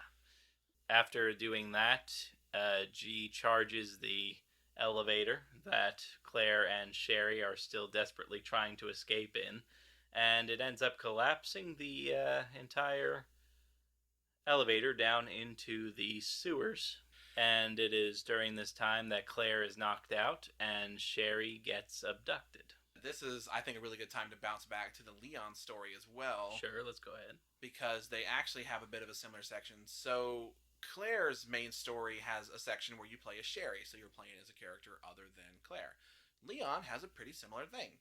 So Leon and Ada are going into the sewers. They're also partially looking for a woman named Annette Birkin. Hope that last name rings a bell. A lot of Birkins in this game. Annette plays a slightly different role in both of the campaigns, but for Leon and Ada, they are actively going after her. So that's one of the reasons why they're going down into the sewers the way that they do. Well, they on the way down, you guys ever heard that urban tale about the crocodile that grows to abnormally large sizes in the sewers of a large city? Well, guess what? Boy, do I have news for you! The virus made it so. See, I love the moment where they're walking towards it and it moves and it's so big, it looks like a wall moves. And Leon's like, "What's that?" Ada's basically like, "It's nothing. It's fine." I'm like, "Dude, are you? This thing the size of a dump truck just moved." And she's like, "It's fine. We have pistols. Are you on drugs?" Like, what the crap, man? And I mean, it's not entirely out of nowhere because we know from RE1 that the virus does mutate and enlarge creatures. We had giant spiders, we had 3 giant sharks, we had a giant snake. Like this isn't like new news, but are you really sitting here expecting an actual alligator to be in the sewer? No. This one I do think takes a bit of an interesting turn in the way that they do it because you see this and you're like, "Oh my god, this is going to be a big boss fight." No, No, it's it's got more. a little bit of almost quick time event, but not quite quick time event type stuff. It's kind of a temple run sort of thing, I'd That's say. fair. You basically just have to dodge in the same pattern a couple different times in order to avoid being chomped. Yeah, so you're running side by side, or running to the sides as this very large creature is chomping at you.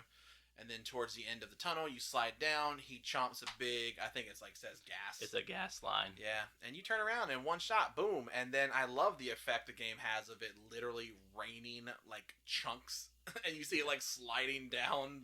It's so gross. I love it. It's a wonderful reference to Jaws if that's what it's meant to be. Yeah, it's also another one of those glorious moments where the sound design is just great because it's this like wet thwop sound as these pieces are hitting. You're like, well, that's gross. Yeah. And then this is yet another moment where Ada kicks you down a ladder, and you go up with her. After all of this, Leon rounds a corner and gets shot by a gun. Well, I mean, and goes down. Well, it's not quite that simple. They come across Annette inspecting a zombie that's recently turned but hasn't reanimated yet. And she's inspecting it. Ada confronts her like, "Okay, we're taking you in. Where's G? Where's the G virus?" And then Annette turns around, shoots at Ada. Leon takes the bullet in the shoulder for Ada because dude is kind of crushing. That's fair. I get that. And then Annette runs off in the chaos after burning the zombie body to make sure it does not reanimate. Yeah. So at this point now, Leon is knocked out from the sheer shock of being shot, which, fair. I think most of us probably would. And now, just like we did in Claire's campaign, we play as a secondary character. Yep, and this Ada. one's not a child. This one's Ada Wong. So when she starts out, she has 2 pieces of equipment, a handgun, and then she has this device that more or less lets you see through walls and you can like follow electrical levels. So you can do it. A couple things with it. You can overload fans, like these very large ventilation fans you would see in like maybe warehouses or something. Yeah. So she has to overload a few of them. They explode. She walks through. There are a couple sections where she has to reroute electricity through different doors to open, doors. Then she gets to an end section where she is trying to get a passcode to be able to access what is called Nest, which is this very large underground facility. And she goes into what I'm sure Annette meant to be her tomb, where Annette closes the door to this large, pretty much just like a crematorium. And she sets it ablaze and she leaves, and then Ada has to use her device, go through, undo the locks. I'm not gonna lie, the first time I played this, definitely burned to death here. Yeah. I panicked, which I shouldn't have. Panicked, couldn't get out in time. Now, I can get it maybe half the time. Yeah. But you open the doors. You after you get through the incinerator, you have acquired the little wristband that is used to open certain Nest facility doors for added security. And so Ada continues on. She ends up on a cross-platform where Annette once again confronts her and activates a crane that chases her across the platform. and she ultimately ends up falling into a garbage disposal pit. Yay. And her leg gets impaled by a piece of jagged metal. She is going to get all of the tetanus. Not just a little bit, all of it. And it's at this point that we cut back to Leon now waking up. So you are getting, the wristbands. You do have another G fight, which is very annoying on harder difficulties because he takes multiple hits. G is now well past the point where you could be like, yeah, that clearly came from a human. Now it's like, okay, that's a monster. Yeah. But there is a fight where you fight him outside, and you have a large crane with like a big loading trailer on the back of it, where you have to swing it around and try to hit him on harder difficulties. It takes multiple hits. But there are some interesting puzzles here where, as you go through the sewers, you'll find, again, a few different keys, but there are chess pieces. And you have to get them from a few different locations, and you end up using them. The section I mentioned with the flamethrower or the electric gun, they're both in the same locations. You have to basically do a bit of a puzzle type thing with opening doors and closing certain doors and using the puzzle pieces. So then your goal is to leave with the weapon and all of the chess pieces. And then you're trying to open this one very large door with them. Yeah, once you get through that door, that's where you get to the Birkin fight that Bradley mentioned earlier. And your main goal in all of this is to try to get to a place where you can turn on the power to get into the trash area where Sherry and Ada are being kept. Yeah. And there's one thing also to mention through this sewer area is you start fighting these monsters that I usually just refer to them as G mutants, where it's not a zombie, it's not a tyrant, it's not fully G, but it's kind of somewhere between a regular zombie and G.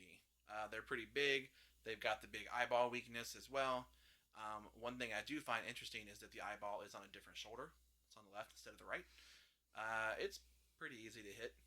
This is yet another moment. Beautiful sound design when they are sloshing out at you in the sewer section. Man, and then their scream sounds. Their scream sounds very dark, but they have a great sound, man. They sound really cool. They sound kind of scary. If they grab you, it can be kind of scary. But yeah, you do fight them down there as well. You can also at this point return back to the RPG a bit and grab some extra parts and upgrades. So you go through all of the sewer stuff. I will say that as many times I've played the game, this is usually where I start to get turned around a little bit. Like, no matter how many times I've played this, everything just kind of looks the same to me. Mm. This one, I never struggle with the RPD. I zippity-doo-dah through that every single time. We get here, I'm in trouble. That's fair. Yeah, it's definitely easy to get turned around, especially because there's so many different twists and turns and ways you can actually go through the sewers. Yeah. The way that I've been able to discover, pretty straightforward. You don't even have to hit one section of the sewer multiple times, but yeah, it can get very difficult, especially on a first couple playthroughs. Yeah, it definitely. I think it takes a few times to really get it mapped out pretty well. But yeah, after that fight with G, the big one we talked about a little bit, you recover Sherry and Ada on the various campaigns, and now you are heading towards Nest. Yep. At this point, when Claire finds Sherry, Sherry has been infected with the G virus. Yeah. Her encounter with the G Birkin has ended up with her being infected with G virus, and Annette her mother has basically given up on her surviving at this point. Yeah. It's a very effective moment where she's looking through a security camera at Claire and Sherry in that pit, and it just shows the camera, and the light that says, "Hey, I'm recording and active," goes off. Yeah. And it's basically just a wonderful moment to say, "Hey," Annette's basically given up. What a great mom. And Claire refuses to give up, and so through some hints that Annette has dropped in the dialogue in that conversation, where Claire basically calls her out on being a horrible mother. As she is. She deduces that she has to go down to Nest, the underground facility that Annette and her husband William have worked and researched in. Yeah. So that's how she ends up there. Leon ends up there because Ada informs him, oh, that's where they'll have a G virus sample. Yep.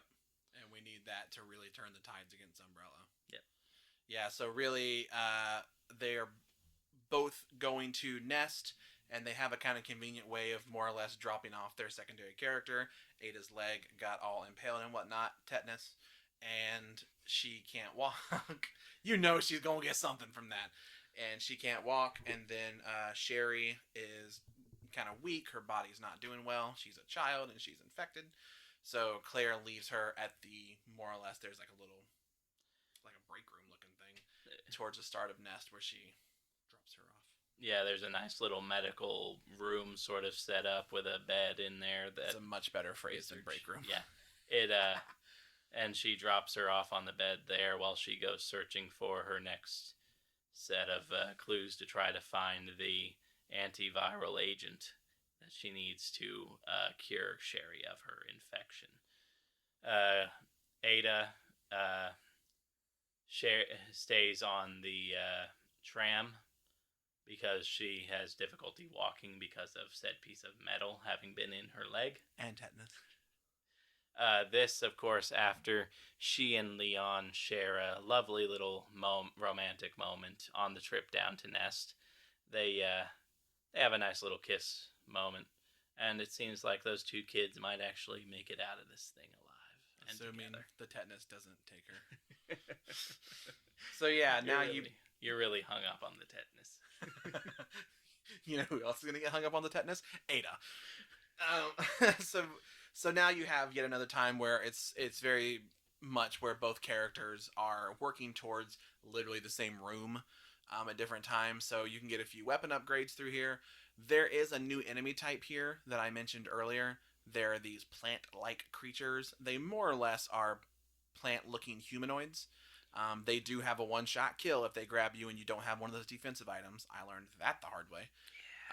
And then what happens with them is when you kill them, quote unquote, kill them, they drop to the ground. If you do not hit them with fire, there's a pretty good chance they're going to get back up again. So if you hit them with fire, sometimes it's like nothing happens for a second, at least with the flamethrower. With the grenade launcher, it's just boom, done. But if you hit them with the flamethrower, they'll kind of stop for a second, and then they scream, and they like torch, and then they're really, really dead. Yeah. So I literally keep the flamethrower around just to double tap these things. Yeah. It's much simpler to go through this section with the Ivies as Leon because he has the flamethrower. I mean, yes, Claire has the fire grenades too, the flame grenades. These things are pretty spread out. Yeah, I've done it. It's hard to bunch them together. Yeah, it's much simpler on Leon's campaign than on Claire's. Yeah, to get through this section, and sometimes in the way you play, where if you don't pick up the grenade launcher for whatever reason, you're basically just having to either hit them with the spark shot to just delay them for a little bit, or dodge the hell out of them. Yeah, just run past them every time. Yeah, so there is a mechanic where we mentioned the bracelet earlier. You're having to get upgrades to your bracelet that are basically upgrading your security clearance. So you get to a point where there's one that is being held right up against a big glass enclosure, and you end up having to basically make a spray that can get rid of the grown up area in here. So get rid of the vegetation that'll drop the body, so you can get the upgrade. So you do have to go get that. There's a little puzzle with filling the thing to just the right amount, and then you got to get it all cryo frozen. Oh, you got to get power for that. So there's a lot of little things through here that you have to do, but it's really just to try to get that security upgrade. When you grab it as Leon, this is when ye old Mr. X shows up and is like, well, I haven't beaten you into a pulp in a while. Yeah. He jumps through the glass. It's already pre-shattered by the body that you just looted the security clearance tag off of. And he chases you around a little bit while the Ivies that pop up are still around. So it's a fun time. Yeah. If you didn't pre-kill them with your flamethrower. Yeah. And they can body block you really easily. The Yeah. little walkways you have, they're not particularly big. Yeah. Mr. X is very particularly big. So I have literally had him. I had him one time where he punched at me, he missed me, but his force still moved me, and it launched me right into one of the stupid plant things, which immediately grabbed me, and I didn't have a defensive item. And I'm just. That's one of those moments where you laugh so much you kind of tear up a little bit. Where Yeah. you're like, this game just didn't. He's like, you've been alive too long. Yeah. Done. Yeah. Good times. Well, uh, it's got something to do probably as well. You gotta love that sort of graduated difficulty system they got in this game because the Yeah. better you do, the harder the game gets. The worse you do, the easier the game gets. Yeah. Maybe that was telling you, hey, you're doing too good at this thing. I gotta kill you. I would have appreciated you thinking I was bad at the game and just let me live, but whatever. But after you get that third security clearance, you come into a new area that you're trying to get into, the final area, and you pick up a videotape on your way in. And there, if you turn on the power, there's a VCR there that you can. Boy, doesn't that date this game Yeah, a little bit. imagine that. Remember, this takes place in 1998. I love the idea of having young listeners that'll be like, "What's a VCR?" Jeez, I didn't even think about that. Yeah, those same ones are going to be like, he said N64 earlier. What's that? Oh, come on. They have to at least know what the N64 is. I have literally had a child ask me what a VCR is. I would not bet money that they know what an N64 is. That's depressing. Isn't it, though? All right. So, anyway, you've put in the videotape. And this is where you... you get to see the Raccoon Special Forces come in to try to take the G virus. Yeah. So emphasis on try. So Umbrella sent in a Special Forces unit to try to recover the G virus from William Birkin, because Birkin's been working on this stuff on the down low on Umbrella's dime, and is planning to defect and sell it to the U.S. military. Like you do. Seems pretty much like any corporate espionage sort of plot would end up. Yeah. And this is in addition to a tape we didn't mention back in the sewers. Oh yeah. But we find out that during this moment, well, after this moment, really, the same soldiers who were carrying the briefcase full of virus samples get attacked by Birkin, and the canisters get crushed, and then a bunch of rats start licking up the virus samples. Good times. And it's through the rats, much like it was the bubonic plague back in the olden days, that this virus began to spread to Raccoon City. The beginning of the end, as it were. But going back to Leon and Claire getting into the last room. Well, I was going to go back to the videotape first. The videotape, you see them basically shoot Birkin, what you think is dead. So then how is he back as this mutated form? Well, we'll get to that momentarily. So after this moment, it's just running into the room where the Birkins have kept the G virus and antiviral samples. Yep. And it's here why you find out, in Claire's campaign at least, why the locket was of such importance to Irons. Because Irons was in on this whole deal with the Birkins about trying to sell it and become rich and everything else. He knew where to find it down in Nest. But Sherry's necklace that he wanted so badly is actually the key to open up the storage unit where the virus and the antiviral agents are kept. Yeah. Which, is an interesting touch for Annette and William's characters, because you get the sense throughout all of this that they're very much dedicated to their work individually and not necessarily their family. Nope. Maybe they love Sherry, but maybe not as much. But it's in this... Annette abandoned her child Whereas the woman who's known her child for less than 6 hours is like, I would give my life for you. So it does add a little bit of depth to that character, that the key to all of their research is something that was gifted to Sherry, their child. It's just an interesting thing and character beat to me. That's fair. But Claire grabs the antiviral agent at the same time in this moment after. It would have to be after Claire received hers, though, because the thing is already open for Leon. Yeah. To grab the virus sample out of it. They both are making their way back towards the central unit area to escape the facility. And who should rear his ugly head? But Birkin! Yeah. All kinds of new enhancements. Yeah, this has got to be my favorite design with the wings. Dude, it looks sick. So he pops down out of the ceiling and confronts both Claire and Leon.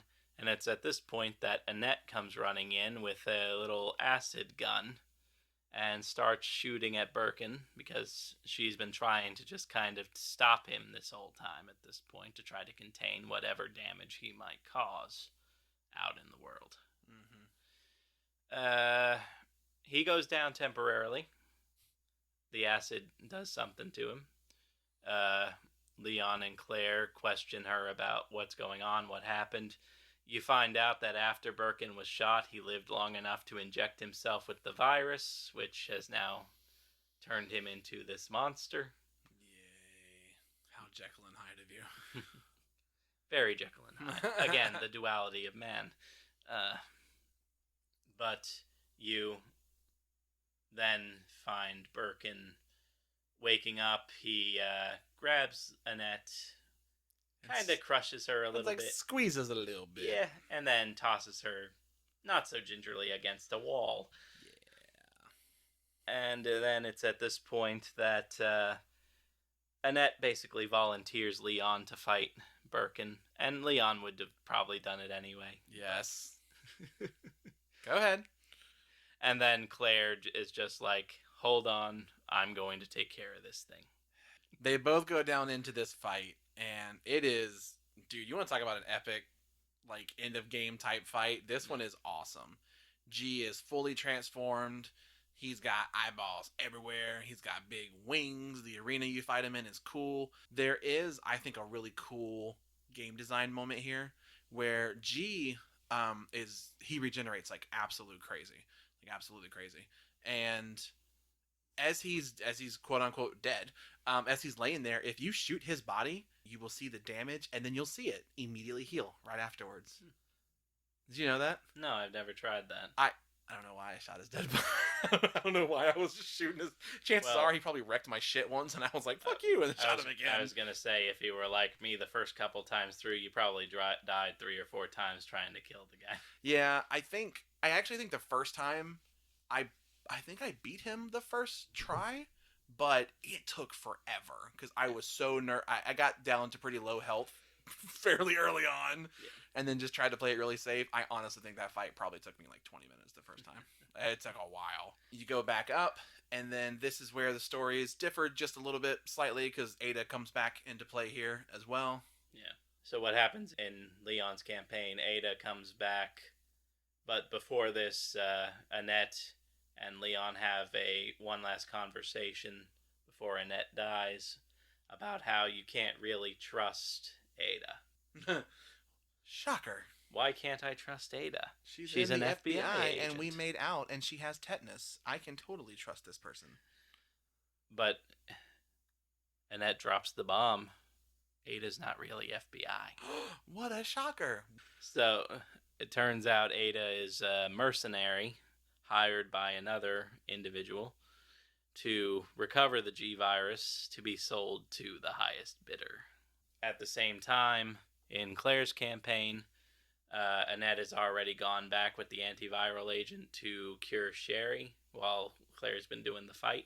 Yeah. Claire goes to the room where she left Sherry. Sherry's fine and okay.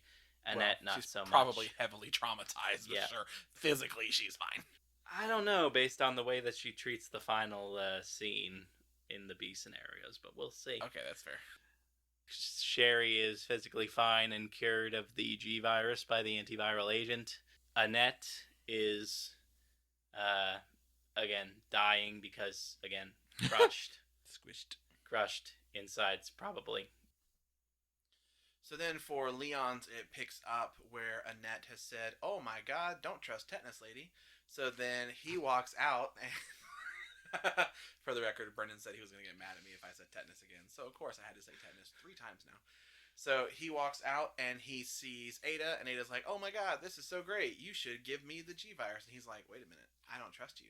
And then Annette comes out and is like, "Surprise!" And then she shoots Ada, and Ada falls to her big quotations death. And then Annette's just like, "All right, I'm good. I can die now." And The then Annette, virus won't get out. yep. And then Annette dies. And then Leon's like, "Well, everyone's dead. This place is on fire. I guess I should leave now." I love how abridged the end of this became. Yeah, it's a little more in depth than that, but Bradley just got real abridged. Bradley was just like, "This needs to wrap up with a little bit of razzle dazzle." So then you pretty much have a run to the end with both characters. There is a timed section. You do have a moment where both characters speak to each other through a big computer screen type thing, and they're like, "Oh my God, don't die." Yeah, we can all get out together. Let's do this thing. Yeah, so there's an underground train that they're going to use. Sherry is tagging along with Claire. So there are a few sections where, oh, there's a locked door, and then Sherry will go over and unlock it.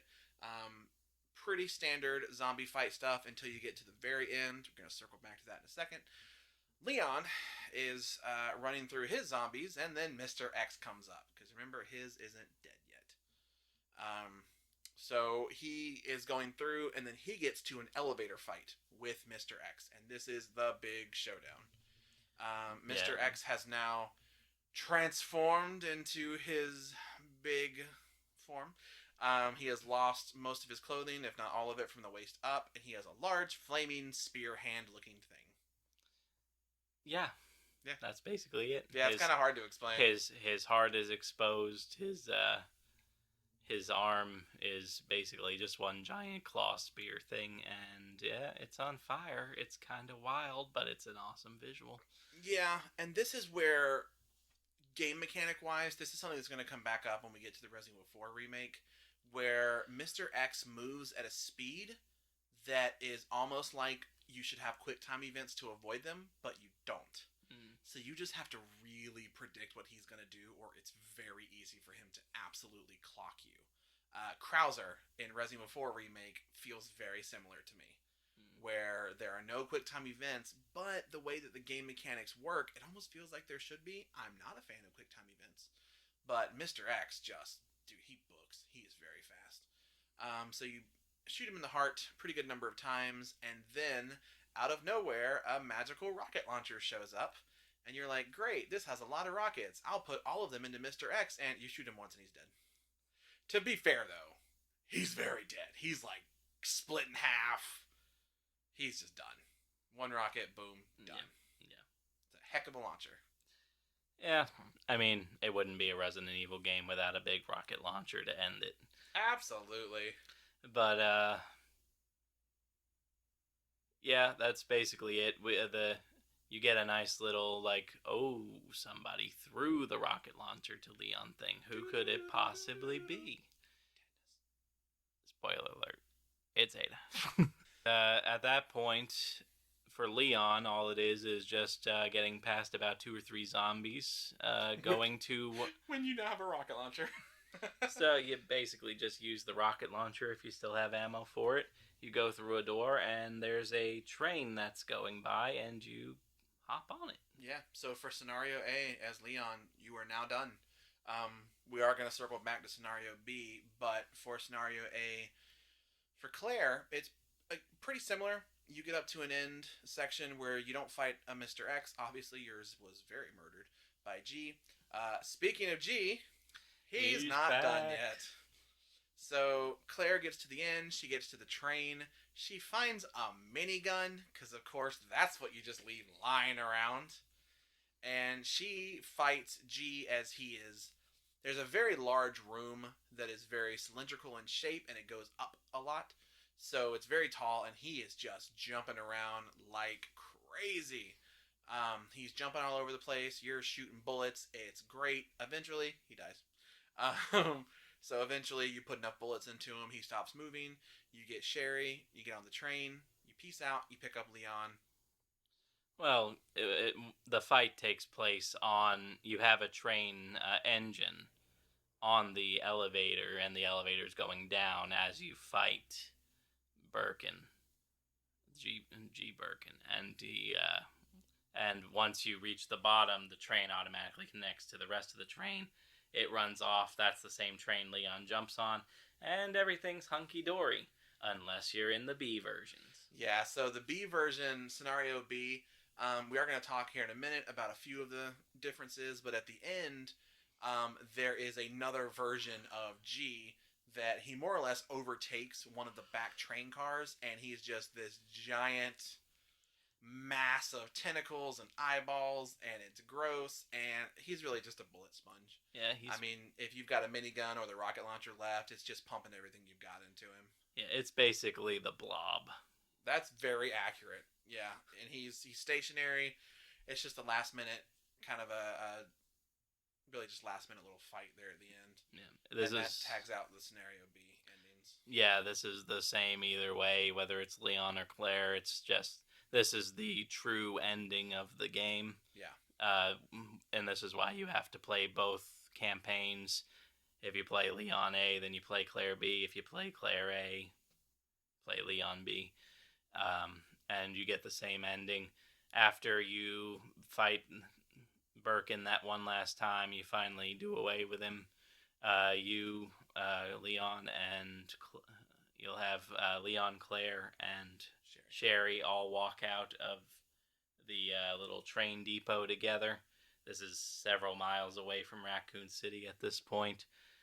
Sherry, not dealing with her traumatization yet, is like, we can all be a little family now. I want to get a dog. Let's go to the apartment. Let's go to an apartment and just, you can be my new mom and dad. Like, little 8-year-old kid stuff. Yeah, and if anyone didn't know, Raccoon City is not going to be there for much longer. Yeah, no. A nuke comes in. Yeah, we're going to get into that much more in 3. But yeah, the ultimate ending for Raccoon City, which is one of the reasons definitely why it is so prominent in the stories moving forward, is it isn't just a small zombie outbreak. It takes over an entire city, and they just get to a point where they have to nuke it. I mean, there's no other options that they have at that point. And let me be clear, this is the U.S. government affirming a nuclear attack on its own city. There were only like 5 people still there. I mean, yeah, but still, like, this is a pretty drastic action that does spell some sort of influence for other events within the series. Yeah, that is accurate.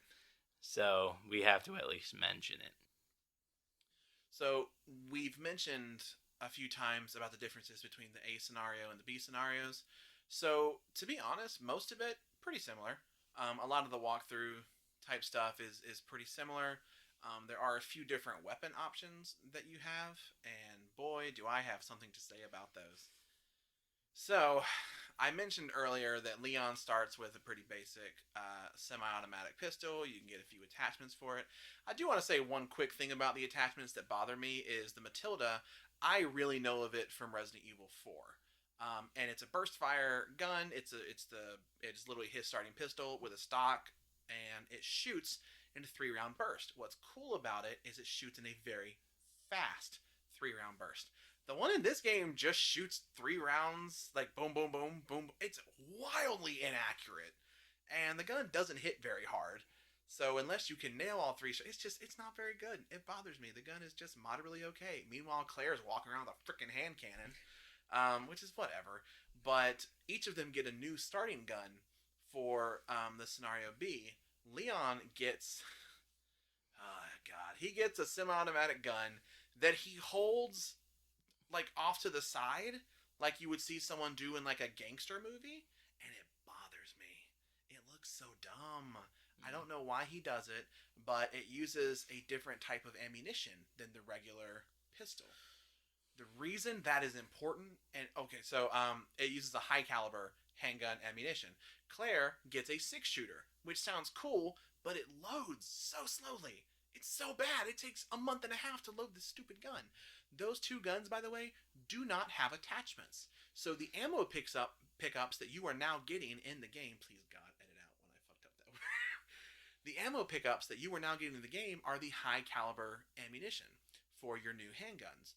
The problem is the attachments that you are finding are still attachments for your base handgun, for the regular revolver that Claire has, or for the Matilda. So the only way you can get ammunition for these guns that you're upgrading is to use gunpowder to craft the ammunition. You don't just find it. That drives me crazy. Why not just give attachments to the new guns and be done with the old one? If that's what you want to do that. Commit to it. Why do you give both options, but you only actively find ammunition for one and you only find any attachments or upgrades for the other? I guess you could make the argument that these guns don't need upgrades. They're already more powerful as it is than your standard weapons. Claire's couldn't have used a speed loader? Really? I mean, it probably could have, but I don't know. It doesn't bother me nearly as much as it seems to bother you. It bothers me. That's one of those things where it's just so much planning in this game. I think is fantastic. So much of it you can tell like this was really thought out. That to me, I would love to know. I've looked into it. I just haven't really seen much about it. That it's just a weird game dev idea to do it that way. That just seems very strange to me. Yeah, I don't know. I But yeah, I mean, you start in a slightly different, not slightly different. You start in a different section of the RPD in the very beginning of the game. Some of the key items are in different locations. Some of the puzzles are slightly different. The ending is different in the sense that there's an extra fight, but beyond that, scenario B is really very similar to scenario A. You missed one other key difference. Okay. Mr. X shows up a hell of a lot sooner in the B scenario. Well, it feels like you start later in the game. Well, you're starting slightly later in the game, but you fairly later in the game. You remember the B scenario basically starts off at the moment that you go to the fence and you meet either Claire or Leon at the fence. You're just on the different side of it. But you encounter Mr. X almost immediately in the B scenario, and then you still get the helicopter thing later on in the game as everything matches up. It's still while you're running around the RPD trying to get the medallions to get out, collecting all the keys, trying to solve all those same puzzles that you did at the beginning of the A scenario. You've got X on your ass. See, I just feel like he's always following me, so I'm just like emotionally used to it at this point. You got X on just coming up on you at any given time, and it's just.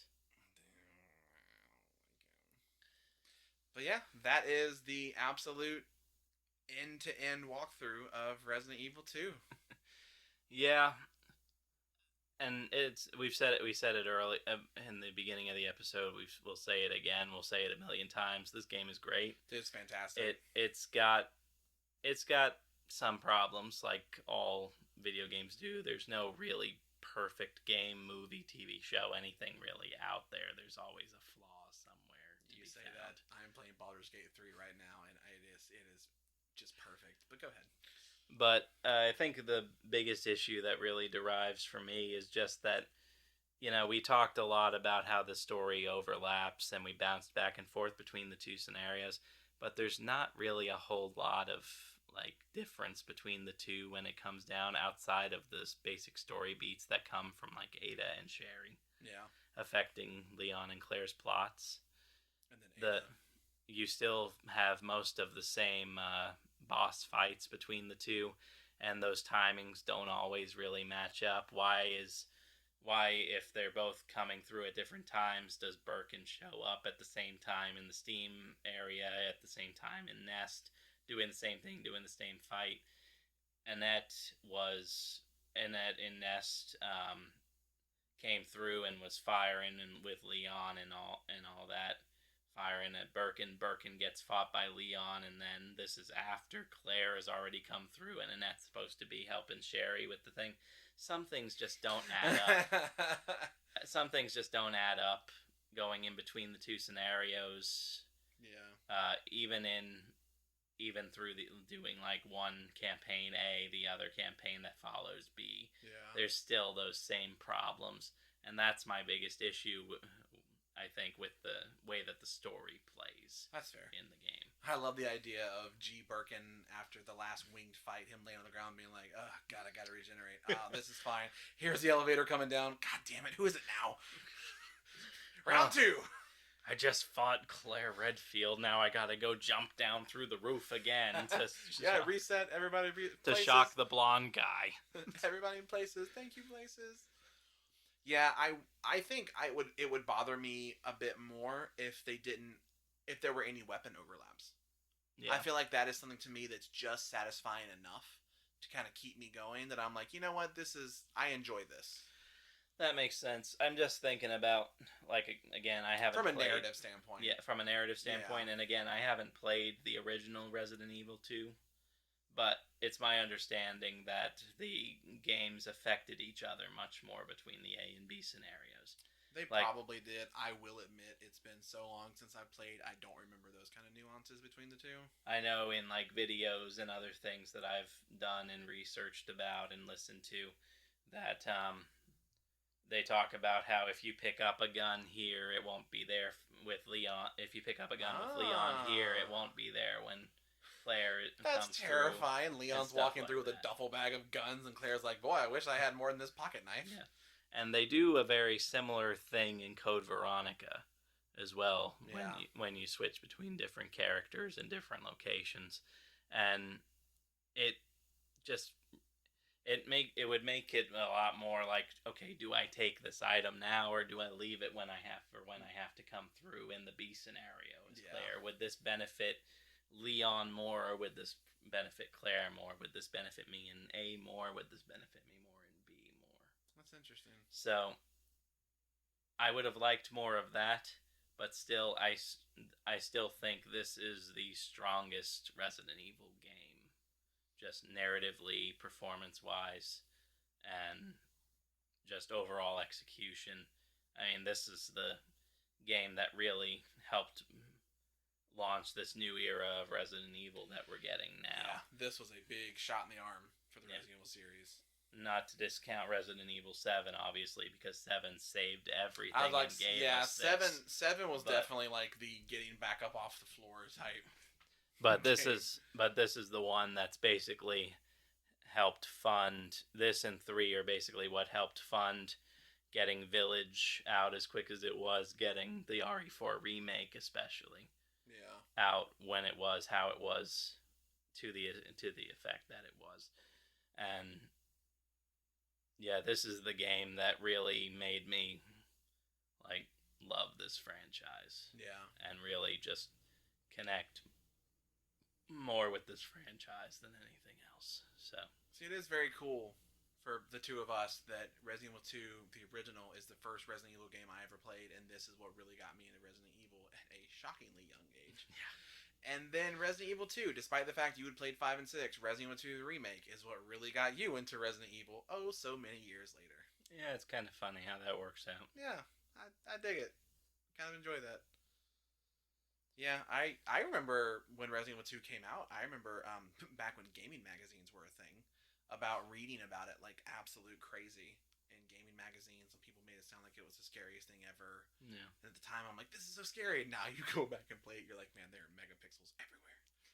Well, yeah, but at the same time, I remember playing it first time in late 2019, and I was thinking, like, man, this looks so freaking real, man. Like Yeah. like especially that first moment where you see the zombie bite into the cop in the gas station, and then they have that sort of reference to RE1 Yeah. where you have the zombie just look straight up into the camera, like that's good stuff. Yeah, I would definitely say that I do think Resident Evil 2 the remake is the best game in Resident Evil. Yeah. It's not my favorite game Mine either. overall, but I think it's probably the best and most significant, and it deserves to be at this time the highest grossing Resident Evil game of all time. I agree. It might not last there very long, especially with the legs that Resident Evil 4 remake seems to have. Rightfully so, but for what it is and where it's at now, top notch. Yep, I agree. But yeah, this is our discussion about the Resident Evil 2 remake. Next time, we are going to talk about the Resident Evil 3 remake.